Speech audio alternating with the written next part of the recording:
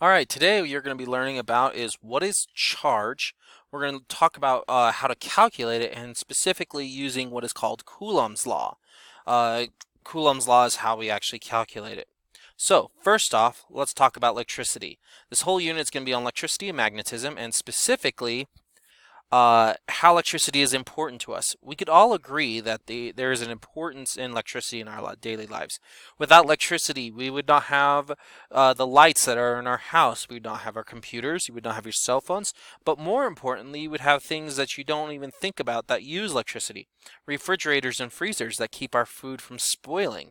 We would not be able to store food for very long. We would not have electric stoves. We would not have the running water that uses electricity for the pumps. We would not have medical devices. Some people even have pacemakers and other electronic devices that keep them alive. Without electricity, we would go back to the 1800s.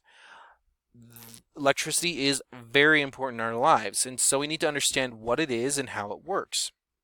So, first off, we have to go look at the atom itself. Looking at the smaller portions of the atom, and we're not going to spend too much time on it, but we got to realize that the atom consists of electrons, protons, and there's neutrons, but we don't care about them. And the electrons are negatively charged, protons are positively charged. And the attraction between the electrons and the protons is done by what we call the electric force. Now, electrons and electrons, they repel each other. Two negatively like charges, so two negatives, or two protons, two positive charges, repel each other. So like charges repel, unlike charges attract. This is very similar but different than magnets. So it's kind of that same idea. Magnets, the negative side of a magnet will attract a negative, will repel a negative, and a positive and a negative of magnets will attract. They are different. Magnetism is done by a completely different set of laws and forces. So there's the magnetic force, this is the electric force, but have a very similar-esque type of idea.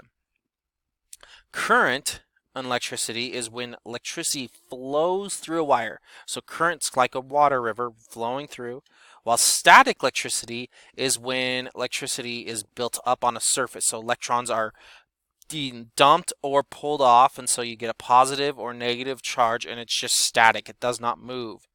And all of this is governed by what we call the law of electrostatics. Now, there was a gentleman by the name of Charles Coulomb. He came out with the idea of how to quantify this, and he called this quantity of charge is called the Coulomb, named after him. It's symbolized by the letter C. So 1 Coulomb is 6.24 billion electrons. Now that doesn't seem like a lot, but in a 100-watt light bulb, that many electrons would travel through it in about 1 second. So it keeps the lights traveling through a 100-watt light bulb. It would be 6 billion electrons. So in 1785, Charles Coulomb developed what is called Coulomb's law. He directly related how the electrostatic force, how much push or pull there is, to the charge of the electrons, and he used the letter Q as the symbol for charge. So this is confusing because it's like, wait, what about the letter C? Well, C was already taken for the speed of light, so they used a different letter. So Coulomb stated that the 2-point charges, so two electrons or two protons, is directly proportional to the product of those and inversely proportional to the square of the distance between them. What does that mean? Well, that means this, that if you take the charge of an electron and a charge of another electron and multiply them, that is proportional to the force, but inversely to the square of that distance. Notice it's distance squared. Now, notice it's a squiggly equal sign. That means proportionality to. In order to turn it to an equal sign, you have to put a constant in it. So this constant allows us to make it from a squiggly equal sign of proportionality to it equals. And that number is 9 times 10 to the 9th. So this is your proportion. This is your what we refer to as the electrostatic constant. So the force of an electron, so either it's push or pull, is equal to 9 times 10 to the ninth times the charge of one electron times another electron, or the charge of an electron times another electron divided by the distance between those two. And make sure that that distance is squared. So let's do a practice problem. How much weight in newtons will 1 coulombs of unlike charges, so one positive, one electron, and they're separated by a meter apart. So if we put this in our calculator,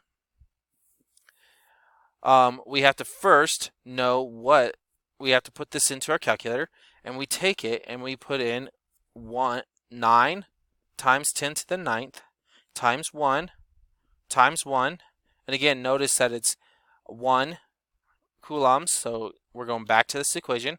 9 times 10 to the ninth times 1 times 1 divided by 1 squared, and that's going to give us our answer of 9 times 10 to the ninth, or 9 with 9 zeros.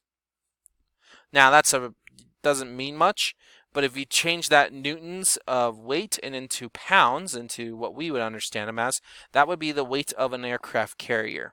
You could just pick it up.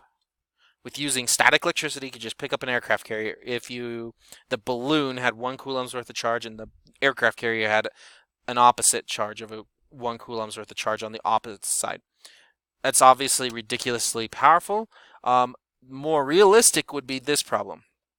What is the electric force between an electron and a proton in an atom? So we're just looking at what's the electron and proton's attraction.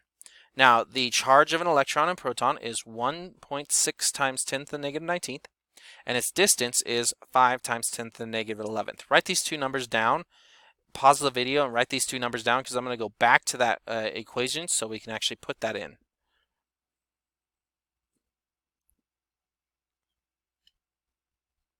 So now what we're going to do is we're going to plug it in. We're looking for the force. So we take 9 times 10 to the ninth, multiply it by that 1.6 times 10 to the negative 19th, multiply by the electrons, negative 1.6 times 10 to the negative 19th, divided by the distance, and that distance, again, that distance will get us, and so we look back at our distances, and it's 5 times 10 to the negative 11th, and we enter that into our calculator, and we're going to get the answer of 9.2 times 10 to the negative 8th. So that's not a lot of force, but you remember it's a very small atom. So that is how you do the Coulomb's law. If you have any further questions, please ask your teacher.